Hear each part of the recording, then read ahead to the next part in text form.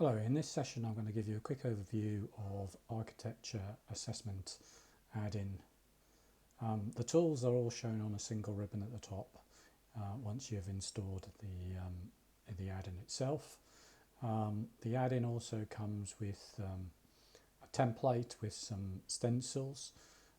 You don't need to use the template or the stencils. The stencils are useful because they're pre-formed for some of the diagrams, but that's a choice of you to use them or not. Predominantly, architecture assessment allows you to generate diagrams from data.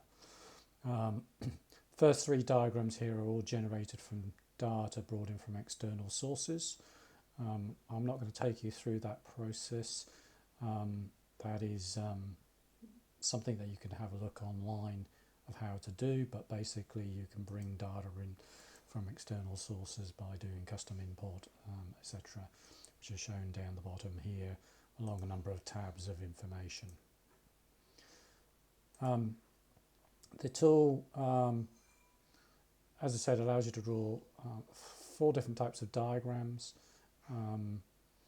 Very simplistic terms. One's called a box diagram, allows basically to create a hierarchy of shapes within shapes effectively, to represent some sort of a hierarchical view. Connection diagram is a diagram which allows you to connect shapes together using line connectors of different types to show those relationships. Target diagram, as it sounds, is at concentric circles, up to 6 concentric circles, and based upon a value in the data, to be able to position any one shape based upon its value with any one of those circles. And the last diagram is one which is taking the Archimate Open Exchange format from a repository such as Archi or one of the others, and allowing you to import those diagrams into Visio and to draw those diagrams as they would appear in those original tools. In addition to that, there are a number of utilities, one which allows you to create outlines around shapes based upon some of the data, so you can visually represent some of the values by having rectangular or lines around an object, and we can go into detail later. Here we've got something called a horizon.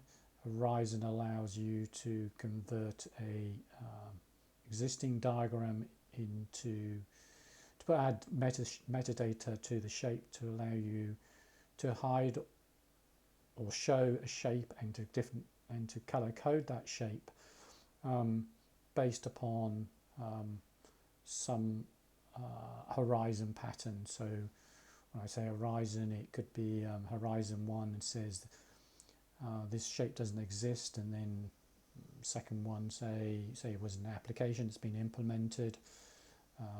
Third horizon could be that it exists, and then even fourth horizon could be that it's been retired, for example. So it allows you to convert the diagram, and this tool in here, Stages for Shapes, allows you to quickly select a whole load of shapes and set those different stages we just talked about. And we'll go into more detail in the individual session looking at that. And the last 2 tools here allow you to convert shapes in a stencil to a container type shape. A container type shape is, just by way of illustration, this is a container, and a container can contain other shapes. So you can see that when you move the actual container, they move with it. Now we use that containers to allow us to draw boxes within boxes, and the tool in here allows you to take a stencil and to convert one or all the shapes in that stencil to a container type shape. The last tooling in here allows you to create a text callout. Text callout is a feature that are inbuilt into Visio. as part of the data graphics, advanced data graphics. What the tooling does is allow you to create an icon of different shapes with the text. We've actually been able to show the text on top of it, which isn't a feature of any of the call-outs that exist as standard effectively in the data graphics area of Visio. So we'll go into more detail there. That's probably it as an overview.